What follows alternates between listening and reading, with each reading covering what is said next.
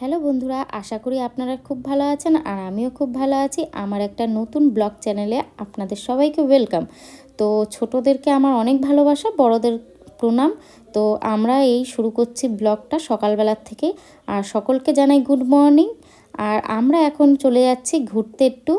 তো শীত পড়ে গেছে, শীতে তো না ঘুরতে বেরোলে হয় না, মনটা খারাপ লাগে। যেহেতু সারা বছর তো আমরা ঘুরতে যাওয়ার তো সময়ই পাই না, আমাদের তো সংসারের কাজ করতে করতেই তো সময় চলে যায়। তা যাই হোক, আমরা এবার একটু চলে এসেছি এই ট্রেন থেকে নেমে সোজা মেট্রো স্টেশনে। আর মেট্রোতে উঠেই যা সিট ছিল না, আর আমরা কেউ বসতে পারিনি, আমরা দাঁড়িয়েই ছিলাম। সো আমরা এখন নেমে যাব এখান থেকে সোজা এসপ্ল্যানেটে। আর এসপ্ল্যানেটের থেকে একটু দূরে গিয়ে আমাদের তো খুব খিদে পেয়ে গেছে, সেই সকালবেলা বেরিয়েছি। যাই হোক, এখানে ডিমের ঝাল চলে এসেছে, আর আমি বাড়ির থেকে না ফ্রাইড রাইস বানিয়ে নিয়ে এসেছিলাম। তো যাই হোক, আমাদের সকালবেলাটা এই খাবার দিয়েই শুরু হচ্ছে। আমিও খেতে বসে পড়েছি এই যে। আর এই যে আমরা প্রেস ক্লাবের পাশে আছি ধর্মতলায়। যাক, সকালবেলা অনেক সকালে বেরিয়েছি, খিদেও পেয়ে গেছে, তাই অল্প কিছু খেয়ে নিচ্ছি বাটিতে করে।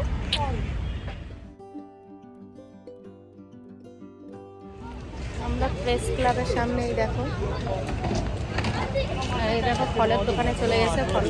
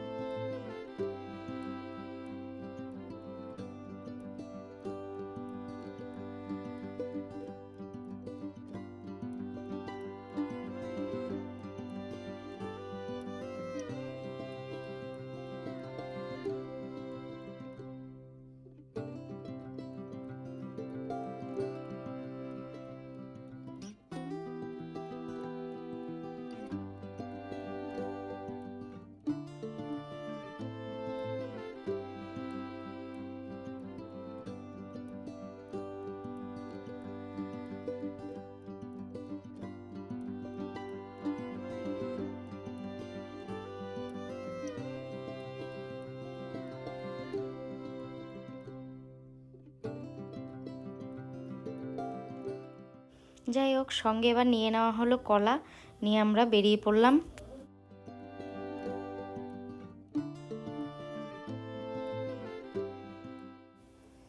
যাই হোক, আমরা মিউজিয়ামের সামনেই চলে এসেছি। আর এখানে টিকিট কাউন্টারটা আছে। তো টিকিট কাউন্টারের হচ্ছে বড়দের জন্য 50 টাকা আর ছোটদের জন্য 20 টাকা। কিন্তু ফোন ফোন আর ক্যামেরা যদি নিয়ে যাও, তাহলে ফোন আর ক্যামেরার জন্য আলাদা চার্জ কাটবে।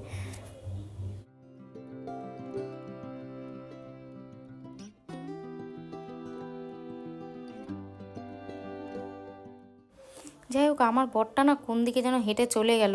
তো আমি খুঁজতে বেরোলাম, খুঁজতে বেরিয়ে সাইডেই দেখছি অনেক দোকানপাট সবেমাত্র খুলছে। তো এখানে চশমার দোকানও আছে। আর এই দেখো, এইখানটায় তো অনেকগুলোই দোকান আছে। যাই হোক, আমরা চলে এসেছি মিউজিয়ামে। এসে তো খুবই ভালো লাগছে, ভেতরটা এবার প্রবেশ করব। তো বাইরেটা আগে একটু তোমাদেরকে দেখিয়ে নিই। চলো এবার মিউজিয়ামটার ভেতরে তোমাদেরকে দেখাই, তো দেখতে থাকো।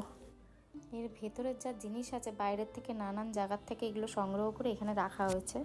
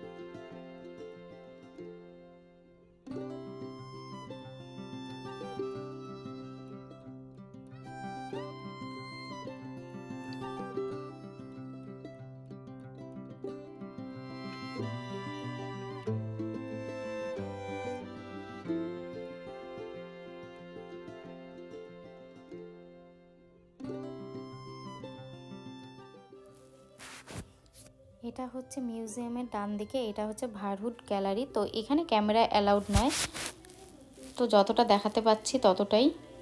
আমরা এখান থেকে বেরিয়ে গান্ধার গ্যালারিতে চলে এসেছি। আর এখানে সব বুদ্ধদেবের সব মূর্তি। আগেকার দিনের রাজারা এই কয়েনগুলো ব্যবহার করে থাকতেন, সেই কয়েনগুলো বিভিন্ন রকমের করা রয়েছে, সেগুলোই দেখাচ্ছে। যাই হোক, দেখতে থাকুন।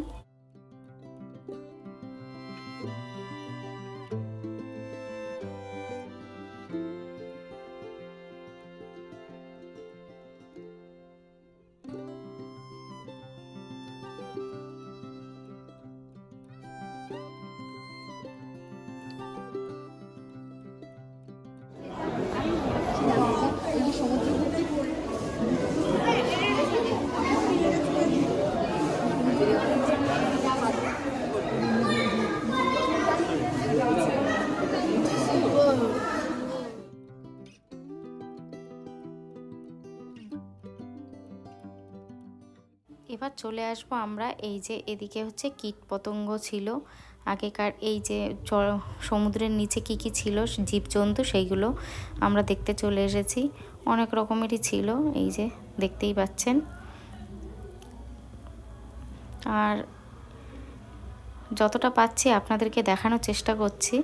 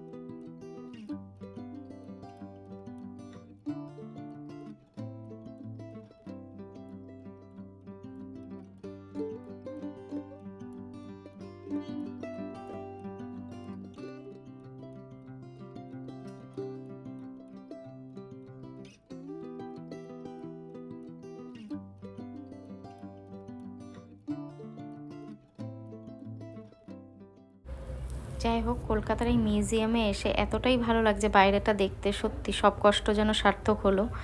আর এই যে এবার আমরা অন্য একটা সেকশানে চলে যাব। আর ওই যে নিচে রয়েছে আমার সোনামা। আর এই দেখো অপরূপ দৃশ্য, সত্যি অসাধারণ লাগছে। যাই হোক, আবার ভেতরের দিকে চলে আসলাম নানা রকম পাখিগুলো দেখতে। এই যে কীরকম ছিল পাখিগুলো, সেই পাখিগুলো আমরা এখানে দেখতে এসেছি। ময়ূরগুলোও দেখছি।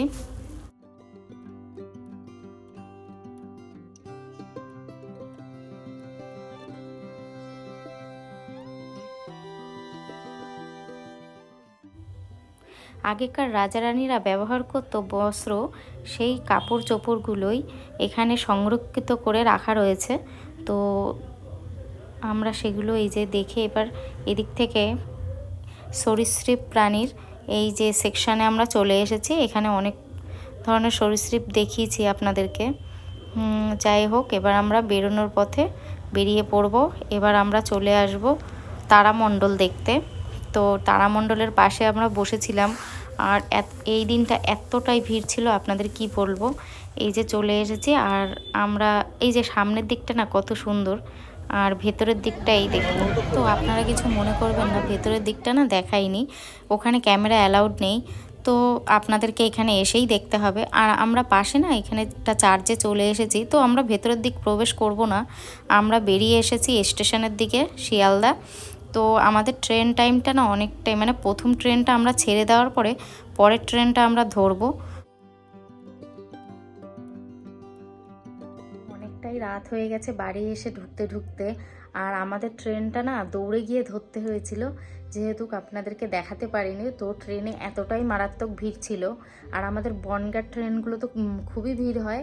যাই হোক, আপনাদের এই ব্লগটা আজকের কেমন কি লাগলো অবশ্যই কমেন্ট করে জানাবেন। তো ভালো লাগলে একটা লাইক এবং শেয়ার করে দেবেন। তো আজকের জন্য টাটা।